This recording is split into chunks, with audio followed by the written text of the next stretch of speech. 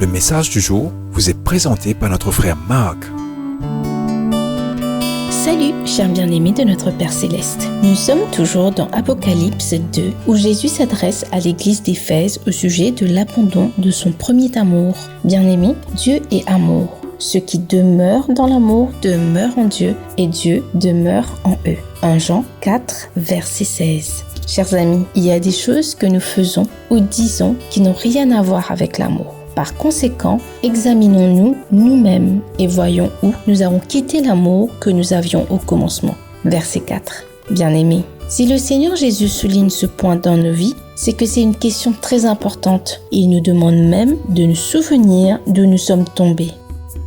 Jésus nous exhorte à nous repentir. Chers amis, dans chacune des 7 lettres, Jésus demande à son peuple la repentance. Je sais que beaucoup n'aiment pas ce mot, mais si Jésus nous le demande, c'est qu'il est sérieux. Il veut que l'Église se repente. Nous devons ouvrir nos cœurs à Dieu dans la prière, reconnaître que nous avons péché et demander son pardon. Jésus est toujours disponible et prêt à nous pardonner. Souvenons-nous que son sang purifie tous les péchés lorsque nous les confessons. Ensuite, nous pouvons demander au Saint-Esprit de remplir nos cœurs d'amour. Romains 5, verset 5. Nous avons profondément besoin de l'amour de Dieu pour continuer à vivre dans ce monde.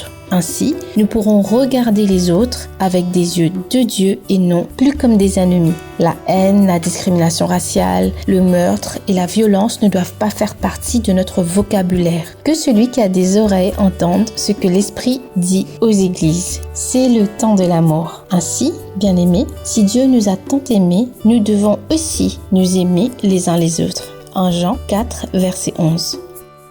Que Dieu vous bénisse tous. Passez une belle journée en lui et que l'amour soit la force motrice de vos vies. À demain.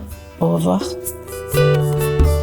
Si toi aussi tu crois que la parole de Dieu est une bénédiction, partage-la et sois une source de bénédiction pour les autres toi aussi.